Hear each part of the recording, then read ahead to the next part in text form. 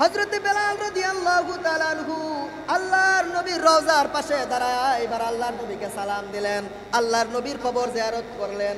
কবর জিয়ারত করার পরে হযরত বেলাল রাদিয়াল্লাহু তাআলা আনহুকে সমস্ত সাহাবীরা ডাইকা ডাইকা বললেন, সাহাবীরা রে, সমস্ত সাহাবীরা ডাক দিয়া কয়, বেলাল তোমরা এক কাজ করো, তুমি এখন মসজিদে নববীতে একটু আজান দাও।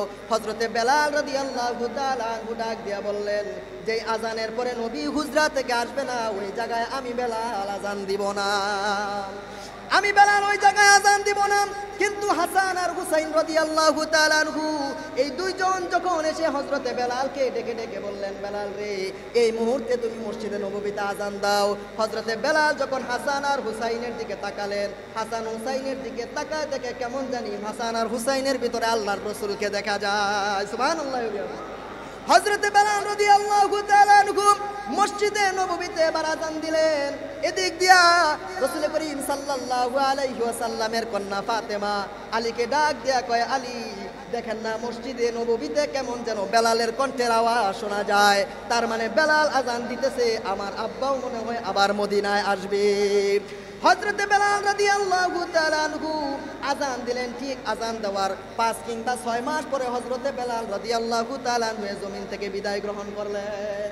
তার নবী বিশ্বনবী রাহমাতুল লিল আলামিন সঙ্গে সঙ্গে ডাক দিয়ে বলল, সাহাবীরা রে, চিন্তার কারণ নাই, পেরেশানি নাই, তোমাদের তো মা নাই, আমি নবীর দিকে তাকায় দেখো, আমি নবীরও মা নাই, বাবা নাই। জন্মের আগে আমি আমার মাকে বাবাকে হারিয়েছি, 6 বছর বয়সে এসে আমি আমার মাকে হারালাম।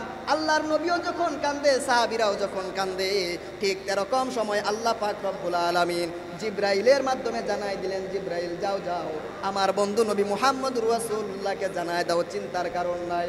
যাদের মা নাই বাবা নাই তাদের ব্যাপারে আল্লাহ পাক রব্বুল আলামিন জিব্রাইলের মাধ্যমে জানাই দিলেন, ও পৃথিবীর মানুষেরা শুনে নাও, যাদের মা বাবা হারিয়ে যাবে তারা যদি কবরের পাশে গিয়ে দুটো হাত উঠায় যদি পড়তে পারে, রব্বির হামহুমা কামা রব্বায়ানি সগীরা, বলতে দেরি আমার রব আল্লাহ সঙ্গে সঙ্গে ওর জীবনের সব গুনাহ মাফ করে দেয়। সুবহানাল্লাহ।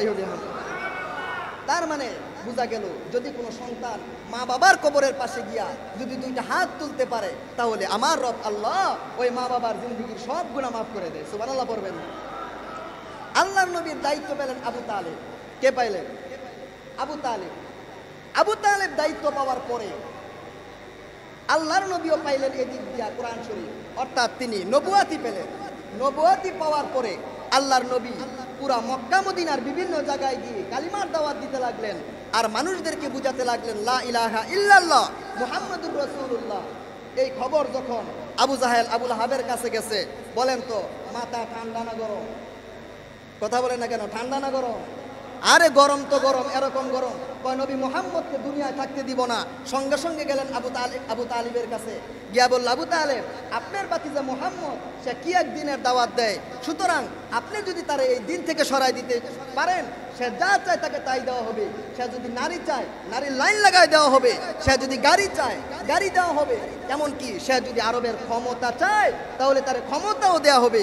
আল্লাহর নবী বাড়িতে আসলেন, আর চাচা ডাক দিয়া বললেন, ভাতিজা মুহাম্মদ, আরবের নেতৃত্বস্থানীয় লোকেরা বলেছে তুমি যা চাও তোমাকে তাই দেওয়া হবে, তুমি বাড়ি চাইলে বাড়ি, গাড়ি চাইলে গাড়ি, নারী চাইলে নারী, এমনকি আরবের ক্ষমতাও যদি চাও তাহলে তুমি নবীকে ক্ষমতাও দেওয়া হবে। আপনি আমি যদি হইতাম তাইলে কি কইতাম? আপনি আমি তো ক্ষমতার লাগা ক্ষমতার 5 বছর আগের থেকে আতাঙ্গায় কি করে, ওই দেখা যায় রাস্তা দিয়ে হাঁটলে, তারপরে গাছের আঘাত যদি তাকান, গাছের আঘাত তাকাইলে দেখবেন বেলা ব্যানারের মধ্যে কি লাগা রাখছে, আগা আগা দেখাইতেছে যে আমি কি হমু, নেতা হমু। আল্লাহ নবীকে অফার দিয়েছেন, আপনি নেতা হইলে নেতা, শর্ত হলো একটাই, লা ইলাহা ইল্লাল্লাহ মুহাম্মাদুর রাসূলুল্লাহ সাল্লাল্লাহু আলাইহি সাল্লামের দাওয়াত বন্ধ করা লাগবে। আল্লাহর নবী বলেছেন, আরে মিয়া শুধু এটা তো না, আরবের ওই সূর্যটা যদি আমার এক হাতে এনে দেয় আর চন্দ্ররা যদি আমার আরেক হাতে এনে দেয়, এটা সম্ভব হতে পারে, কিন্তু আমি নবী এক মুহূর্তের জন্য লা ইলাহা ইল্লাল্লাহর দাওয়াত বন্ধ করতে পারবো না। সুবহানাল্লাহি ওয়া বিহামদিহি। এই যে আবু তালিব এরপরে যেই কথাটা বললেন, নবী মুহাম্মদ যান আপনি দিনের দাওয়াত দেওয়া আরম্ভ করেন, আমি আবু তালিবের ভিতরে যতক্ষণ পর্যন্ত যার্রা পরিমাণ রক্ত থাকবে, এক বিন্দু পরিমাণ রক্ত থাকা সত্ত্বে আপনার নবীর উপরে কেউ আক্রমণ করতে পারবে না। সুবহানাল্লাহি ওয়া বিহামদিহি। তার মানে ভালোবাসা আছে না নাই? আবু তালেবের ভিতরে ভালোবাসা আছে না নাই? তো তো ভালোবাসা যদি আবু তালেবের ভিতরে থাকে, এই আবু তালেব জান্নাতি না জাহান্নামী? কথা বুঝেন নাই? আবু তালেব জান্নাতি না জাহান্নামী? যখন মৃত্যু শয্যায় শায়িত, তখন আল্লাহর নবী বলেছেন, চাচা আপনি শুধু বলেন লা ইলাহা ইল্লাল্লাহ, কঠিন মুসিবতের দিনে আমি আল্লাহর কাছে সুপারিশ করে আপনাকে জান্নাতে নিয়ে যাব। সুবহানাল্লাহি ওয়া বিহামদিহি। আবু তালেব কি ওই দিন কালিমা পড়ছিল? উল্টা বলছে, আমি আমার বাপ দাদার ধর্মের উপরে আছি, বাতিজা মুহাম্মদ তোমারে আমি ভালোবাসি ঠিক, কিন্তু আমি তোমার ধর্ম গ্রহণ করতে পারলাম না।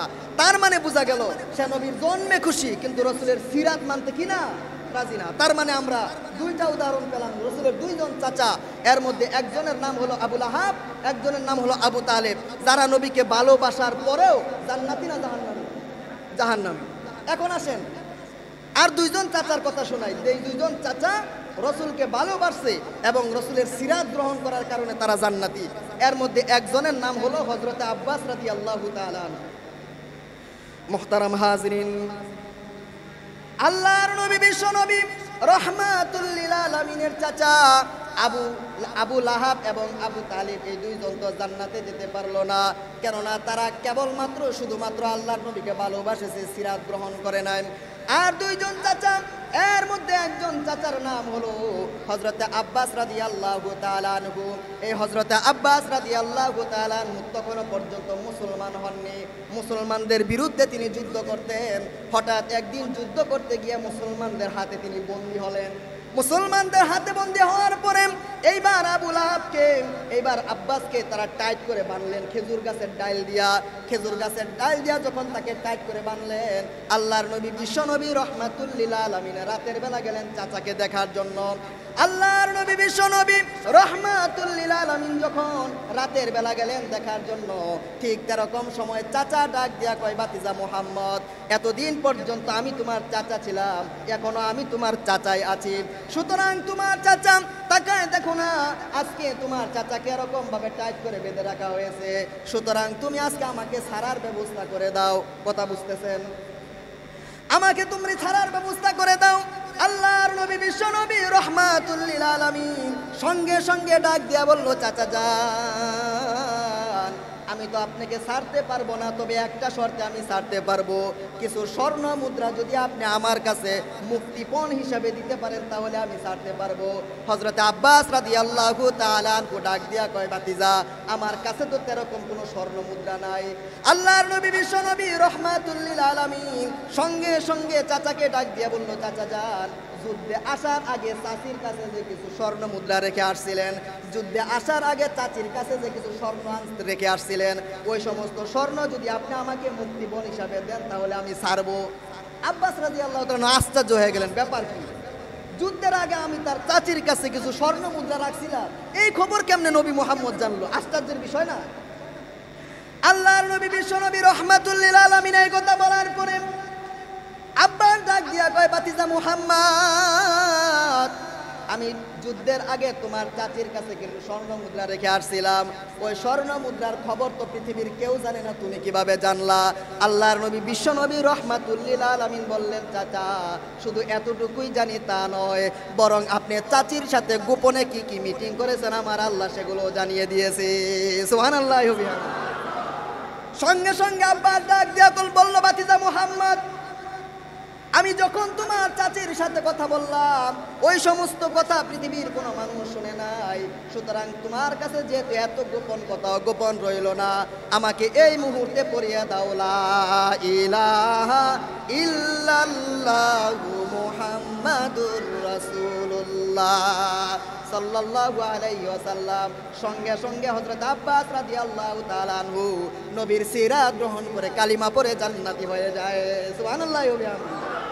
জান্নাতি কেন? নবীকে মানছে, ভালোবাসছে, রসুলের মিলাদেও, আবার রসুলের সিরাতেও খুশি। জান্নাতি না জাহান্নামী? জান্নাতি রাদিয়াল্লাহু আনহু। যাদের উপরে আল্লাহ খুশি, আল্লাহও কি তাদের উপরে খুশি। আরেকজন চাচার নাম হলেন হযরতে হামজা রাদিয়াল্লাহু তাআলা আনহু। আমি বুঝাইতে চাচ্ছি, শুধু কেবলমাত্র রসুলকে ভালোবাসলেই, শুধু কেবলমাত্র রসুলের মিলাদ পালন করলেই জান্নাতি যাওয়া যায়? শেষ নম্বর চাচার নাম হলেন হযরতে আমির হামজা রাদিয়াল্লাহু তাআলা আনহু। হযরত আমির হামজা রাদিয়াল্লাহু তাআলা আনহু তখনও পর্যন্ত তিনি মুসলমান হলেন না, তিনি জঙ্গলার ভিতরে গেলেন হরিণী শিকার করার জন্য। এক হরিণীর পিছনে এক ঘন্টা 2 ঘন্টা নয়, একাধারে বহু সময় একটা হরিণীর পিছনে পিছনে ছুটলেন। এমনকি যখন সন্ধ্যা হয়ে যায় ঠিক তখনই হরিণী ডাক দিয়া কয়, ও আমির হামজা, আমার পিছনে দৌড়ায় দৌড়ায় লাভ নাই, যদি আমার একটা প্রশ্নের উত্তর দিতে পারো তাহলে কেবলমাত্র আমি হরিণী নিজেই তোমার কাছে এসে ধরা দিব। সুবহানাল্লাহ। হরিণী মানুষের মতন কথা কয়, সম্ভব কি সম্ভব না? কথা বলেন না কেন? হরিণী মানুষের মতন কথা বলে, সম্ভব কি সম্ভব না? হরিণী বলতেছে, তুমি যদি একটা প্রশ্নের উত্তর আমাকে দিতে পারো তাহলে আমার পিছনে তোমার ধরা লাগবে না, সন্ধ্যার সময় আমি হরিণী তোমার কাছে এসে ধরা দিব। সুবহানাল্লাহ। আমির হামজা আশ্চর্য হয়ে গেলেন, ব্যাপার কি? কি তোমার প্রশ্ন? সঙ্গে সঙ্গে হরিণী ডাক দিয়া কয়, কাবার চত্বরে আবু জাহেল নবী মুহাম্মদকে কেন প্রহার করেছে, যদি সেই প্রশ্নের উত্তর আনতে পারো আমি হরিণী তোমার কাছে এসে ধরা দিব। সুবহানাল্লাহ। সঙ্গে সঙ্গে হযরত আমির হামজা রাদিয়াল্লাহু তাআলা আনহু দৌড়ায় তিনি কাবার চত্বরে চলে গেলেন। কাবার চত্বরে গিয়ে দেখে আল্লাহর নবী বিশ্ব নবী, মুহতারাম হাজিরিন, আল্লাহর নবী বিশ্ব নবী রহমাতুল লিল আলামিন সঙ্গে সঙ্গে সাহাবীদেরকে ডাক দিয়া বললেন, সাহাবীদেরকে ডাক দিয়া বললেন, সাহাবীরা, সমস্ত সাহাবীদেরকে দেখা যায় কিন্তু বেলালকে কেন দেখতে পারছি না? সাহাবীরা হযরতে বেলাল রাদিয়াল্লাহু তাআলা আনহুকে পাশে নিয়ে আসলেন।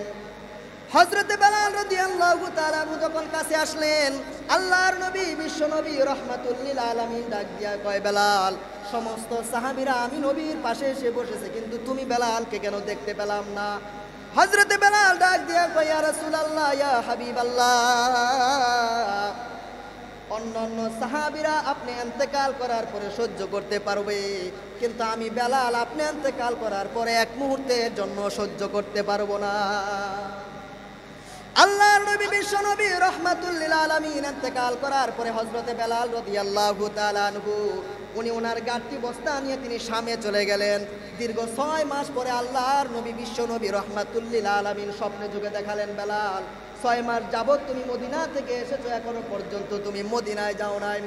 এই কথা বলার সঙ্গে সঙ্গে হযরতে বেলাল রাদিয়াল্লাহু তাআলা আনহু পরের দিন শাম থেকে আবার ওনার গাড়ি বস্তাকে নিয়ে উনি ওনার মদিনার মধ্যে চলে আসলেন। মদিনার অলিতে গলিতে দিয়া যখন হযরতে বেলাল রাদিয়াল্লাহু তাআলা আনহু যখন মদিনার অলিতে গলিতে দিয়া যখন মসজিদে নববীতে যায়, আর ছোট ছোট বাচ্চারা যখন এই খবর দেখতে পেলেন তারা তাদের মার কাছে গিয়া বললেন, হযরতে বেলাল রাদিয়াল্লাহু তাআলা আনহু যেহেতু মদিনায় ফিরে আসছে, আবার বুঝি আল্লাহর নবীও মদিনায় ফিরে আসবে। এই কথা বলার পরে হযরতে বেলাল রাদিয়াল্লাহু তাআলা আনহু আল্লাহর নবীর রওজার পাশে দাঁড়ায় এবার আল্লাহর নবীকে সালাম দিলেন, আল্লাহর নবীর কবর জিয়ারত করলেন। কবর জিয়ারত করার পরে হযরতে বেলাল রাদিয়াল্লাহু তাআলা আনহুকে সমস্ত সাহাবীরা ডাইকা বললেন, সাহাবীরা রে, সমস্ত সাহাবীরা ডাক দিয়া কয়, বেলাল, তোমরা এক কাজ করো, তুমি এখন মসজিদে নববীতে একটু আজান দাও।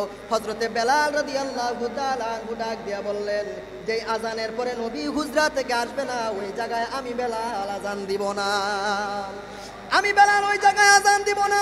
কিন্তু হাসান আর হুসাইন রাদিয়াল্লাহু তাআলা আনহু এই দুইজন যখন এসে হযরতে বেলালকে ডেকে ডেকে বললেন, বেলাল রে, এই মুহূর্তে তুমি মসজিদে নববীতে আজান দাও। হযরতে বেলাল যখন হাসান আর হুসাইনের দিকে তাকালেন, হাসান হুসাইনের দিকে তাকায় দেখে কেমন জানি হাসান আর হুসাইনের ভিতরে আল্লাহর রাসূলকে দেখা যায়। সুবহানাল্লাহ। হযরতে বেলাল রাদিয়াল্লাহু তাআলা আনহু মসজিদে নববীতে এবার আযান দিলেন। এদিক দিয়া রাসূল করিম সাল্লাল্লাহু আলাইহি ওয়াসাল্লামের কন্যা ফাতেমা আলীকে ডাক দিয়া কয়, আলী, দেখেন না মসজিদে নববীতে কেমন যেন বেলালের কণ্ঠের আওয়াজ শোনা যায়, তার মানে বেলাল আযান দিতেছে, আমার আব্বাও মনে হয় আবার মদিনায় আসবে। হযরতে বেলাল রাদিয়াল্লাহু তাআলা আনহু আযান দিলেন। ঠিক আযান দেওয়ার 5 কিংবা 6 মাস পরে হযরতে বেলাল রাদিয়াল্লাহু তাআলা আনহু জমিন থেকে বিদায় গ্রহণ করলেন। তার মানে বোঝা যায় শুধু কেবলমাত্র নবীর আশিক হলে কাজ হবে না, আশিকের সাইনবোর্ড লাগাইলেই কাজ হবে না। কেবলমাত্র আশিকের সাইনবোর্ড লাগায়া নবীর উদযাপন একদিন আদায় করব না সারা বছর? কথা বলেন না কেন? একদিন না সারা বছর? নবীকে ভালোবাসবো একদিন না সারা বছর? কথা কি বেজার হইলেন? একদিন না সারা বছর? শুধু খালি নবীকে ভালোবাসবো না, নবীর যেগুলো নিয়ে আসছেন সেগুলোকে আমরা আপনি আঁকড়ায় ধরবো? অনেকে দলিল দেয় পীর সাহেবকে আমাদের দলিল, অনেকে দলিল দেয় সৌদি আরবকে আমাদের দলিল। বিদায় হজের ভাষণে আল্লাহ রসুল বললেন, তারাকতু ফীকুম আমরাইন লান তাদিল্লু মা তামাসসাকতুম বিহিমা কিতাবাল্লাহ ওয়া সুন্নাত রাসূলি। দুইটা জিনিস রেখে গেলাম, যদি কেউ আঁকড়ায় ধরতে পারো তাহলে জিন্দেগিতে পথভ্রষ্ট হবে না। এক নাম্বার কিতাব আল্লাহ, দুই নাম্বার সুন্নাত রাসূলি। আল্লাহ পাক রব্বুল আলামিন কোরআন এবং সুন্নাহ অনুযায়ী জীবন গড়ার তৌফিক দান করুন, বলেন আমিন। সকালে বলেন আমিন, সবাই আওয়াজ করে বলেন আমিন। অনেকে জোরে ডরে আবার আমিনও কয় না, চিন্তা করে আমিন যদি কইয়া হালায় আর যদি কালকা থেকে নবীর সুন্নাত পালন করা লাগে তাহলে তো বেজাল, ঠিক না? এজন্য আমিনও কয় না। আল্লাহ পাক রব্বুল আলামিন আমাদের সবাইকে কথাগুলোর উপর বুঝে আমল করার তৌফিক দান করুক, বলেন আমিন।